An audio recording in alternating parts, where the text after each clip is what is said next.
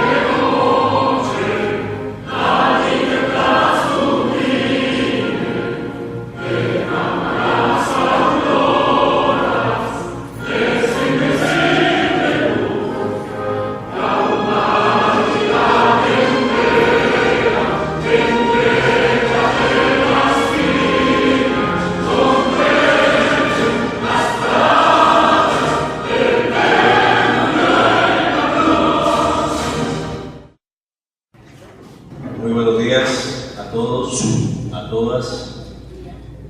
Muy contentos en esta versión número 16 del Precongreso de Derecho Procesal, un evento que año tras año lo venimos haciendo con el apoyo de muchas personas, de los miembros del Instituto y de estudiantes de la Corporación Universitaria del Caribe SECAR, que hace parte del semillero de investigadores.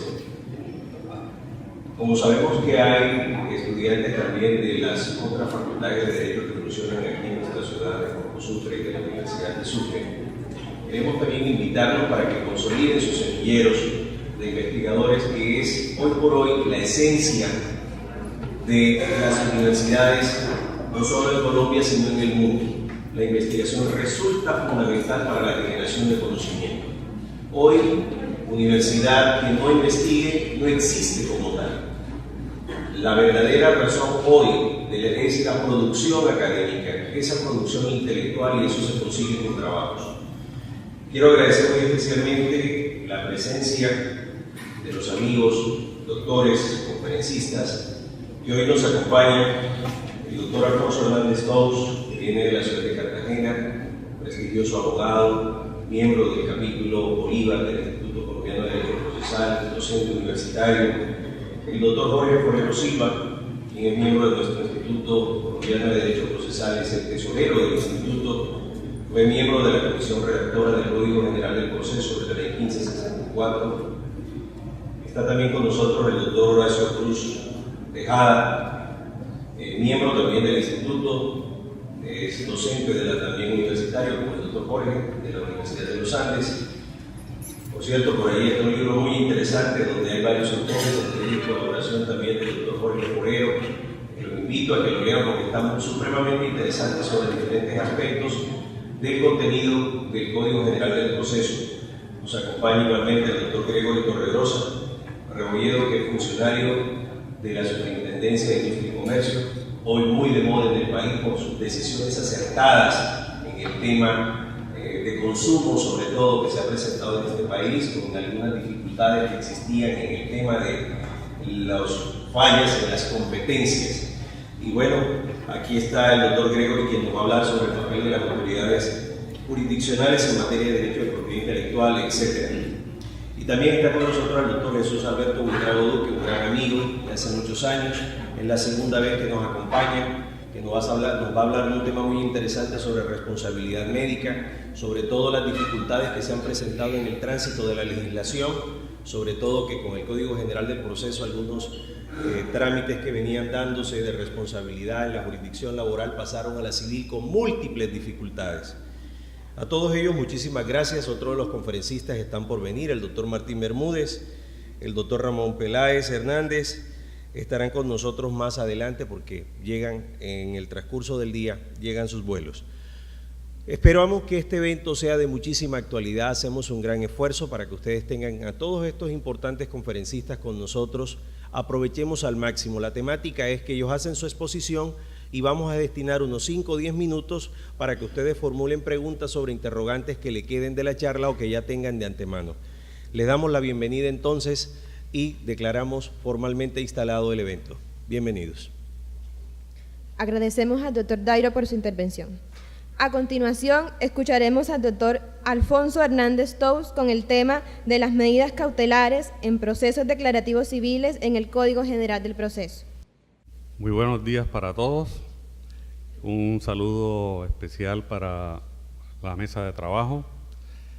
Un saludo especial para todos los asistentes, los estudiantes de Derecho que se encuentran aquí presentes, que son muchos, colegas, conocidos algunos, otros a quien no conozco, y pues un profundo agradecimiento al doctor Dairo Pérez por esta invitación. Me siento muy complacido de estar en Sincelejo, que es mi tierra. Yo soy nacido y criado en Sincelejo, me fui muy joven para Cartagena, pero yo soy cincelejano. Así que compartir las ideas, las reflexiones con los colegas y con los estudiantes de Derecho para mí es muy placentero. El tema que he escogido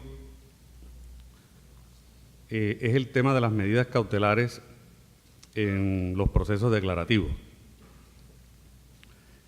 Debo empezar diciendo que trataré de ser lo más sencillo en la exposición, por cuanto pues no solamente hay abogados, sino que también hay estudiantes de Derecho, de manera que el auditorio es diverso. Tradicionalmente voy a manejar el tema de las medidas cautelares en procesos declarativos desde el ámbito del derecho privado, que es el ámbito mío, porque entiendo que hay una conferencia en las horas de la tarde sobre medidas cautelares en materia contenciosa administrativa.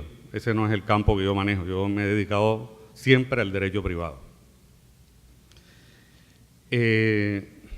Tradicionalmente hemos tenido nosotros en nuestra legislación el tema de las medidas cautelares que podríamos llamar típicas o nominadas, cuya reglamentación está diseñada de manera detallada dentro de la ley, de manera que esas medidas cautelares son procedentes, su petición y su decreto por parte del juez con base en lo que la misma ley ha dicho. Digamos que históricamente el tema de medidas cautelares en materia de procesos civiles, la drasticidad de la medida cautelar siempre se ha observado en procesos ejecutivos por el tema de la certeza del derecho que se reclama, de manera que cuando no existía esa certeza, las medidas cautelares que nosotros trabajábamos en el Código de Procedimiento Civil eran unas medidas, digamos, que eran poco efectivas en la práctica. Esa es la razón por la cual el Código General del Proceso trae las medidas cautelares que llamamos innominadas. Entonces, digamos que las reflexiones nuestras se van a concentrar en dos temas. Básicamente, el tema de la medida cautelar de inscripción de demanda, sobre la cual pasaremos un poco rápido, y luego nos detendremos en las medidas cautelares innominadas, tratando de entender la disposición correspondiente y tratando de aplicarla a casos concretos, porque de eso se trata el derecho procesal. Cuando uno se pone a leer esa norma sobre medidas cautelares innominadas, encuentra uno una cantidad de términos y de cosas allí, y uno dice, pero ¿y esto cómo será? ¿Esto cómo se desarrollará por parte del abogado? Digamos que ese va a ser como el planteamiento de la conferencia. Bien, en el tema de la inscripción de la demanda, yo creo que no es un tema que reviste mucha polémica. La inscripción de la demanda es una medida cautelar que procede en materia de procesos declarativos en dos circunstancias. Primero, cuando la demanda verse sobre dominio u otro derecho real principal directamente o como consecuencia de una pretensión distinta o en subsidio de otra o sobre una universalidad de bienes. De manera que esta medida cautelar solo se puede aplicar cuando el bien es sujeto a registro. Si esta medida se llegare a decretar y la sentencia fuere favorable al demandante, se puede mutar a una medida de secuestro. ¿Cuál es la característica que reviste esta medida cautelar? Primero, la medida cautelar no saca el bien del comercio, como sí ocurre con el embargo. Pero, al ser inscrita en la oficina de registro correspondiente, la medida cautelar produce un efecto frente a terceros en cuanto a la adquisición o la disposición del bien objeto de la medida. De manera que, aunque se diga que la medida cautelar no saca el bien del comercio, en la práctica profesional que uno tiene, le resulta a uno difícil que un cliente le consulte a uno un tema sobre si compro o no un bien que tiene una medida cautelar de inscripción de demanda. La respuesta casi siempre es, no te recomiendo que lo compres, porque la medida cautelar de inscripción de demanda produce un efecto. ¿Y cuál es el efecto? Que si mañana se producen operaciones de traslado de dominio o de gravámenes sobre el mismo inmueble una vez inscrita, la sentencia que se dicte dentro de ese proceso, si fuere favorable al demandante, va a generar la cancelación de todos los negocios jurídicos que se registraron con posterioridad a la inscripción de la demanda. De manera que entonces me parece grave que se compre un bien sobre esa base si no se toman, digamos, las precauciones necesarias. Entonces, si mañana a mí un cliente me dice, ¿será que compro este bien? Pues lo obvio es que yo primero hago un estudio casi que de la apariencia de buen derecho que tiene ese proceso. Ahí, digamos, uno como abogado plantea la situación desde ese punto de vista. ¿Qué tanta posibilidad tiene ese proceso de salir avante, de prosperar las pretensiones de la demanda? Eso es un tema complejo porque implica una valoración del proceso e implica una valoración dependiendo del estado en que se encuentra el proceso.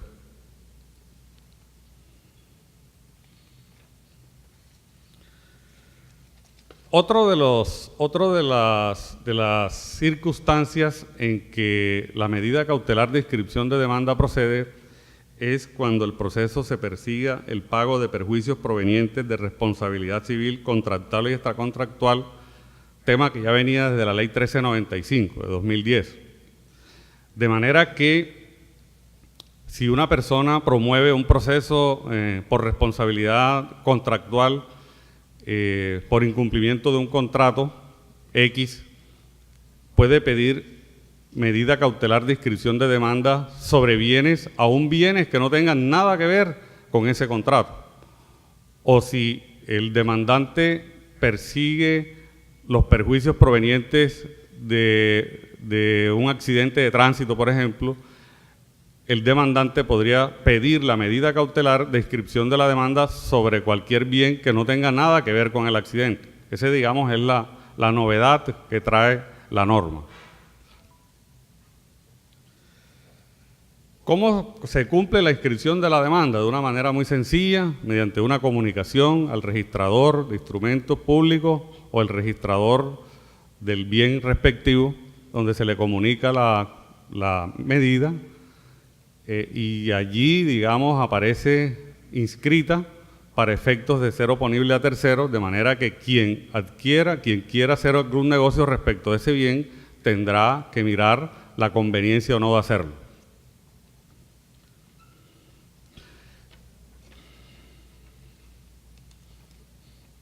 Hay algunos eventos en que la medida cautelar es oficiosa, como en los procesos de pertenencia, deslinde y amojonamiento, servidumbres, expropiaciones y división de bienes comunes. En ese evento no se necesita caución para esa medida cautelar.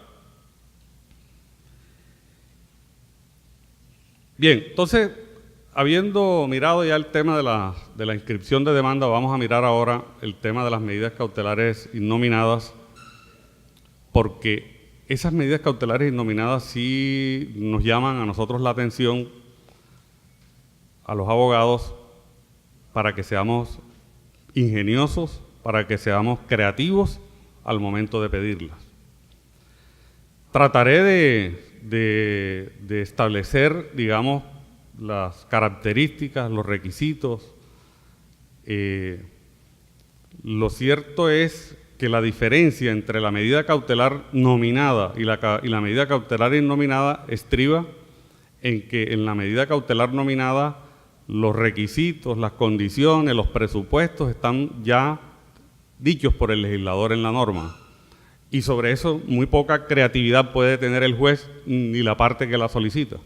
En tanto que en las medidas cautelares innominadas, ahí sí se observa la creatividad o el ingenio del abogado y del juez para efectos de garantizar el derecho en litigio.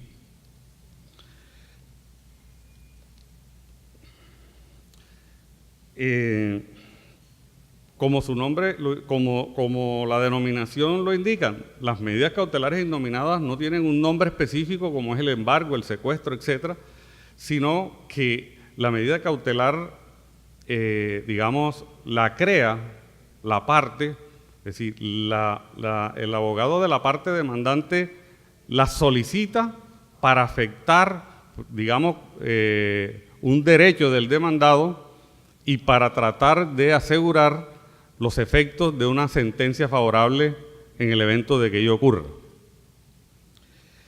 Pero lo que nunca se puede hacer, siempre la medida cautelar innominada debe ser pedida. Ese es como el criterio legal, el criterio doctrinal sobre el asunto. Debe ser pedida, debe ser a petición de parte. Y entonces, aquí en ese tema hay un asunto que es el siguiente. Desde ese punto de vista, no hay oficiosidad del juez. El juez debe esperar a que se la pidan.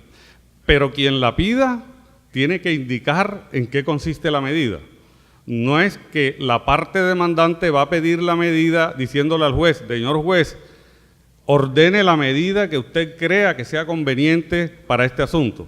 No hay que dejarle, porque simplemente el demandante es el que sabe cuáles son las necesidades de la causa de su cliente, cómo puede protegerse su derecho y de qué manera se puede asegurar la efectividad de la sentencia. Solo el demandante sabe eso. De manera que no es factible que el demandante, el apoderado del demandante, en una posición acomodaticia, le traslade la carga al juez para que el juez sea quien diga qué medida cautelar innominada decreta.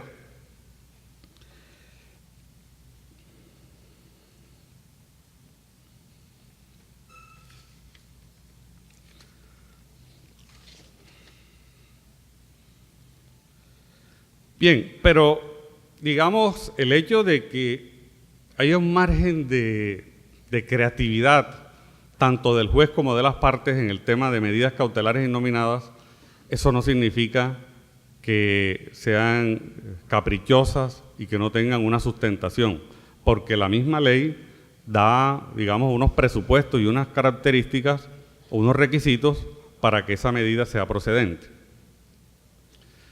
De manera que, en mi concepto, la motivación de la medida, o sea, cuando se pide la medida, debe estar estrictamente motivada con base en esos presupuestos.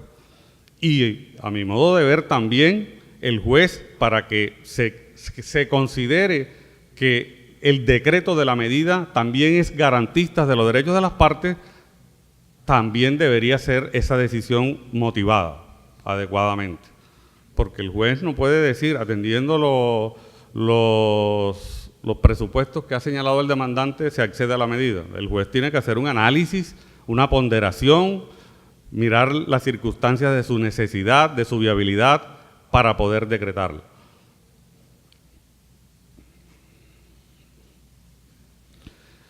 Nosotros ya traíamos de pronto algunas medidas cautelares innominadas sin darnos cuenta en algunas disposiciones de algunos códigos, como por ejemplo en los temas del Código de la Infancia y de la Adolescencia, por ejemplo en el artículo 959 del Código Civil sobre el proceso de reivindicación. El actor reivindicante tendrá derecho a provocar las providencias necesarias, dice ese artículo, a provocar las providencias necesarias para evitar todo deterioro de la cosa y de los muebles o semovientes anexos a ellas y comprendidas en la reivindicación. Esa expresión, providencias necesarias, da a entender que hay un margen amplio del juez para tomar esas providencias necesarias. Eso ha sido entendido como una medida cautelar innominada. Y también las teníamos en otros tipos de acciones. Entonces miren ustedes cómo opera el tema de las medidas cautelares innominadas. Es procedente cuando el juez la encuentre razonable para cualquiera de las siguientes finalidades: para la protección del derecho objeto del litigio, para impedir la infracción de ese derecho, para evitar las consecuencias derivadas de la infracción de ese derecho, para prevenir daños, para hacer cesar los daños que ya se hubieran causado, para asegurar la efectividad de la pretensión. Cuando nosotros como abogados estemos redactando una petición de medida cautelar innominada, tendríamos que mirar ese factor importante para la procedencia de la medida. En cuanto a la oportunidad para pedirla, desde la presentación de la demanda se pueden pedir medidas cautelares si existen suficientes méritos para ello. El juez inclusive podría aplazar una medida cautelar innominada de pronto para cuando se trabe la litis, porque no considera que existen los elementos necesarios para decretarla con la sola demanda. Todo dependerá de la fuerza que tenga el argumento y el tema probatorio y la sustentación de la medida.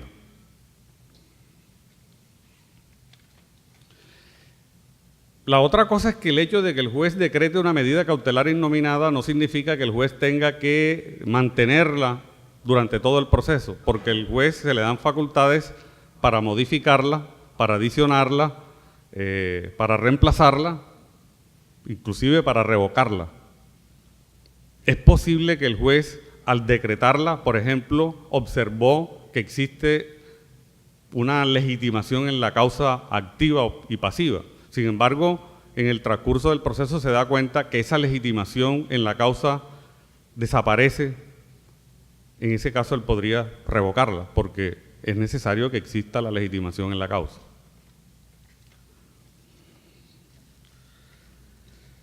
¿Qué es lo que aprecia el juez entonces cuando va a decretar la medida? Primero, la legitimación o interés para actuar de las partes. Aun cuando el tema de legitimación en la causa es un tema que es del resorte de la sentencia, por lo menos debe hacer el juez un análisis provisional de esa legitimación en la causa. Por ejemplo, si estamos frente a un tema contractual, en principio del postulado de la relatividad de los contratos, uno podría decir, si hay una acción contractual, quienes deben demandar en principio son las partes que estuvieron vinculadas por el contrato. Ese es un tema de legitimación, aunque ya ustedes lo saben que la legitimación en la causa es un tema que también puede decidirse en sentencia anticipada, aun cuando ya las excepciones mixtas no existen en el Código General del Proceso. De todas maneras, la posibilidad de provocar sentencia anticipada está latente en el nuevo Código bajo algunas circunstancias. Segundo requisito, la existencia de la amenaza del derecho en litigio, es decir, peligro en la demora generada por la duración del proceso, porque finalmente ese es como el meollo del asunto. ¿Por qué existen las medidas cautelares? Por eso, porque los procesos se demoran por la estructura misma de ellos, por ver el cumplimiento del debido proceso, por la no violación de las garantías, etcétera, etcétera. Entonces, mientras el proceso surte su curso, el derecho del demandante reclamado puede peligrar, porque cuando se dicte la sentencia es posible que esa sentencia no se puede cumplir por diversas circunstancias que ya ustedes me imagino que saben. Hay un tema que también es importante que el juez tenga en cuenta y es la apariencia de buen derecho. Significa que el derecho del demandante sea más probable que el del demandado. ¿Eso qué implica? Mirar la apariencia de buen derecho del demandante significa que el juez tiene que examinar con mucho detenimiento la demanda, o sea, el sustento de la demanda, el sustento fáctico, el sustento de las pretensiones y, sobre todo, el tema probatorio. Eso es importante porque esa apariencia de buen derecho es la que le genera al juez la confianza para decretar la medida cautelar. De manera que cuando el juez concluye que hay apariencia de buen derecho, lo que se formula es una hipótesis, y la hipótesis es: probablemente el demandante tiene la razón. Esa es la hipótesis que plantea el juez. Probablemente el demandante tiene la razón, e imaginarse el posible resultado de ese proceso. Entonces, la prueba aportada por el demandante resulta siendo muy importante para la toma de esa decisión, y más ahora con el nuevo Código General del Proceso, donde ya el tema probatorio se le ha dado un viraje hasta el punto de que muchas pruebas ya no se les pide al juez, sino que hay que llevárselas, como por ejemplo el dictamen pericial de parte, que es la regla general en el nuevo Código General del Proceso. El dictamen de parte, ya hoy uno no le puede decir al juez: señor juez, nómbreme peritos para que dictaminen sobre tal cosa. Eso hoy es la excepción. La regla general es que hay que llevarle al juez el dictamen pericial. Ese trabajo tenemos que hacerlo los abogados buscando los mejores expertos en el asunto. Entonces, si nosotros tenemos un dictamen pericial que es contundente, que es idóneo, donde se dice, digamos, cuál fue la causa de las lesiones que sufrió un paciente en una intervención quirúrgica y de qué manera se resarcen, o mejor dicho, de qué manera se restablece la salud de ese paciente. Si nosotros tenemos un dictamen bien fundamentado, podríamos nosotros pedir una buena medida cautelar donde se ordenen de pronto determinadas conductas de la parte demandante, como por ejemplo la entrega de una prótesis, ordenar una cirugía, etcétera, etcétera. Entonces, el juez además debe calificar, mirar la necesidad de la medida, porque habrá eventos en que la medida no es necesaria. Para examinar la necesidad de la medida es porque existe el riesgo que requiere una pronta atención. Hay que mostrar o argumentar que se producirá un daño si no se ordena la medida cautelar. Otro de los aspectos es la efectividad de la medida, que sea idónea para conjurar los riesgos. si el fin perseguido puede cumplirse con la medida que se requiere.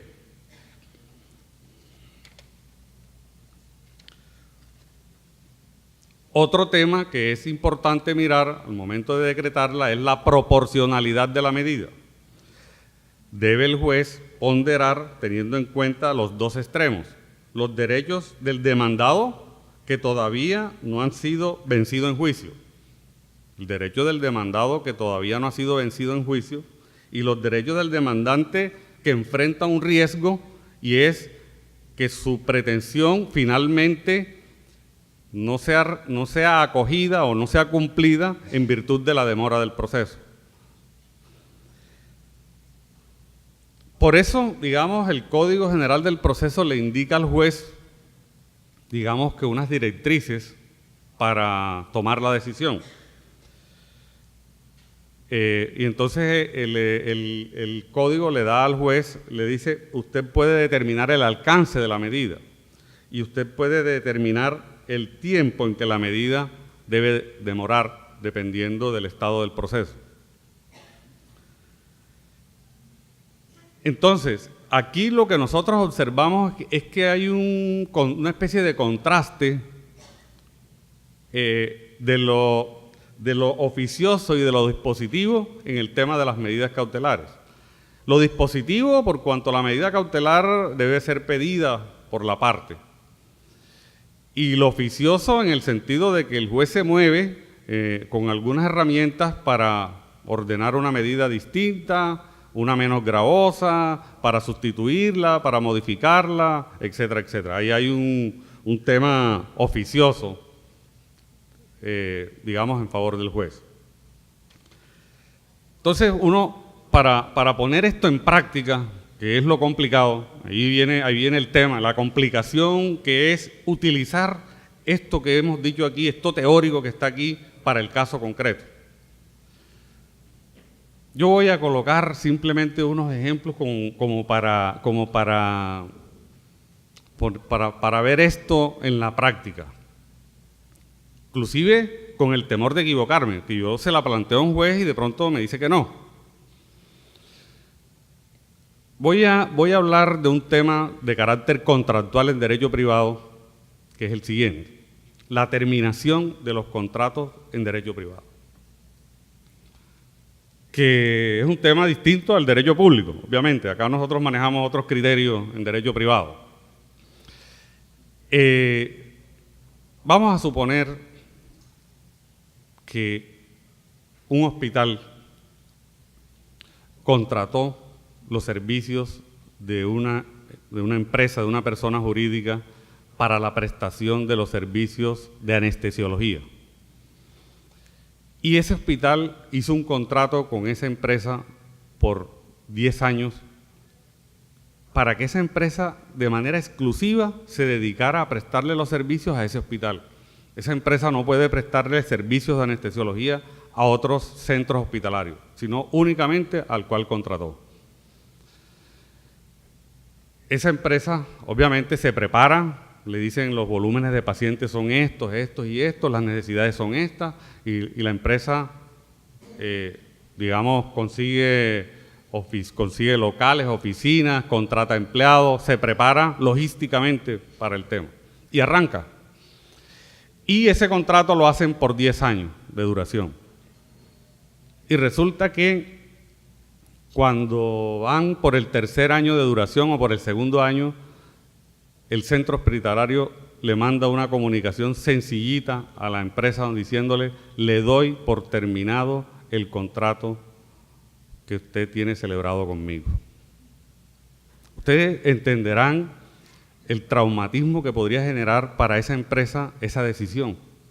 ¿Qué hago con los empleados? ¿Qué hago con el local que arrendé? ¿Qué hago con mi equipo, con mis equipos, etcétera, etcétera? El traumatismo es tremendo. Pero la decisión de darle por terminado el contrato no solo se produjo documentalmente, sino de hecho. Cerraron puertas y cerraron todo. Entonces, no te mando más pacientes y ya, no hay nada que hacer. Entonces, esa persona tiene que plantear un proceso verbal, civil, verbal, contra el hospital para reclamar los perjuicios. Uno se pregunta, ¿esa empresa acaso no podrá pedir como medida cautelar que se le ordene a ese hospital que le permita a él seguir prestando el servicio? A mí me parece que sí. A mí me parece que sí. Y yo en estos días estaba pensando que estas medidas cautelares innominadas tienen alguna cosa, tienen algo que se relaciona con el deber de mitigar el daño. El deber de mitigar el daño. Aun cuando el deber de mitigar el daño es un tema que le incumbe, digamos, al afectado con el daño de tomar las precauciones, las previsiones para no agravar el daño. Caramba, esta es una manera también de mitigar el daño. Porque si se llegara a tomar esa decisión por vía de medida cautelar, seguramente la reclamación que él hará, ya la cuantificación va a ser muy inferior porque el perjuicio tendría que ser menor. Yo tomé estos dos ejemplos básicamente porque la tendencia de la Corte Suprema de Justicia en cuanto a la terminación de los contratos de derecho privado, excepto en algunos casos, es a decir, eso debe ser motivo de una decisión judicial, o sea que tengo yo que esperar sentencia. Pensemos en otro ejemplo. Yo contrato una firma de arquitectos e ingenieros para que me hagan mi casa. Yo tengo un lote y yo voy a construir mi casa y celebro un contrato de construcción de obra civil. Y resulta que en ese contrato de obra civil hay unas especificaciones de las obras, las características, los niveles de calidad de los materiales, etcétera, etcétera. Todo eso está, digamos, consagrado en el contrato. Fuimos muy puntuales en eso, fuimos muy meticulosos. Y resulta que en cualquier momento yo, a través de un interventor mío, me doy cuenta que los trabajos que me está haciendo esa firma no corresponden realmente a lo que pactamos. Me está empleando materiales de baja calidad, que valen menos de la mitad de lo que cuesta el material convenido. Digamos que los trabajos no son pulidos, etcétera, etcétera.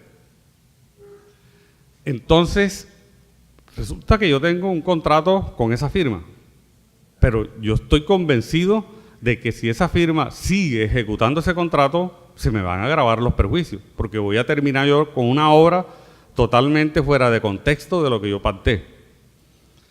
Y entonces yo me pregunto, si yo busco un perito que me haga la evaluación y ese perito llega a esa conclusión, yo presento mi demanda, ¿acaso yo no podré pedir una medida cautelar de, digamos, suspensión de la obra? Porque si esa obra continúa, los perjuicios se agravarán. Creo que sí es viable. Entonces, esos dos ejemplos básicamente se los suministro a ustedes para concluir que el tema es de creatividad del abogado. Y creatividad del abogado significa que el abogado sea estudioso en lo que está haciendo, que sea juicioso en lo que está haciendo, que sepa plantear las cosas, porque finalmente eso tiene que ver con la defensa del cliente y además el apoyo para el juez que está allá en el aparato judicial esperando la petición de la medida cautelar y está esperando la fundamentación de ella. De manera que con esos dos ejemplos yo más o menos les dejo a ustedes el planteamiento, porque lo que va a venir ahora es desarrollos sobre el tema. Ahí creo que leí en la revista Semana la medida cautelar que le decretaron a Matos en Hyundai. Fue en el juzgado sexto civil del circuito una medida drástica. O sea, una medida, usted no puede promocionar ni comercializar vehículos acá a través de una firma distinta a la de él. Entonces ya digamos que los jueces se están atreviendo a ordenar ese tipo de medidas.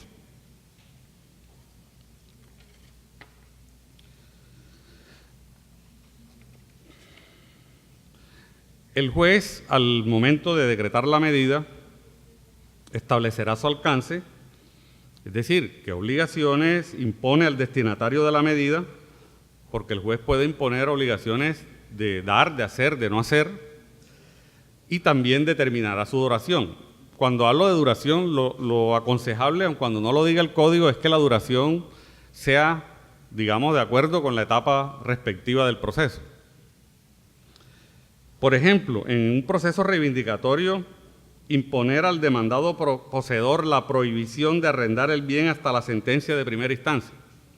En un proceso posesorio, que se prohíba al demandado hacer construcciones y obras hasta determinada etapa del proceso. Todo dependerá, repito, de lo que está en discusión, de los hechos de la demanda, de las pretensiones de la demanda, del esquema probatorio propuesto, etcétera, etcétera. Entonces, decíamos ahorita que dentro de las probabilidades que tiene el juez está la de modificar la medida cautelar, sustituirla, cesarla, cuando encuentre que desaparecieron las circunstancias que existían al momento de decretarla.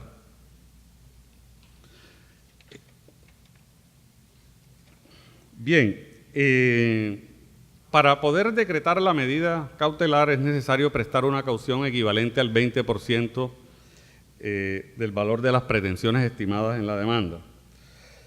La finalidad de esa caución es responder por los costos y perjuicios derivados de su práctica.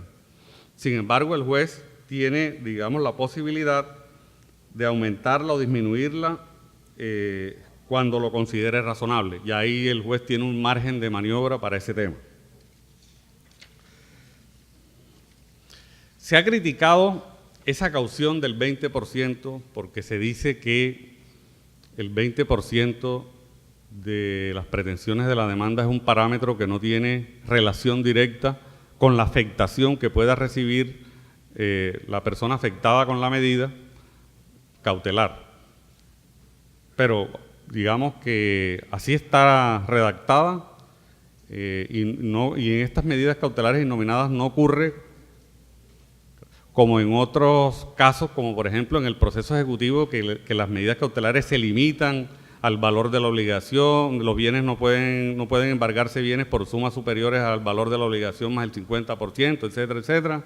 Acá en ese tema no existe eso.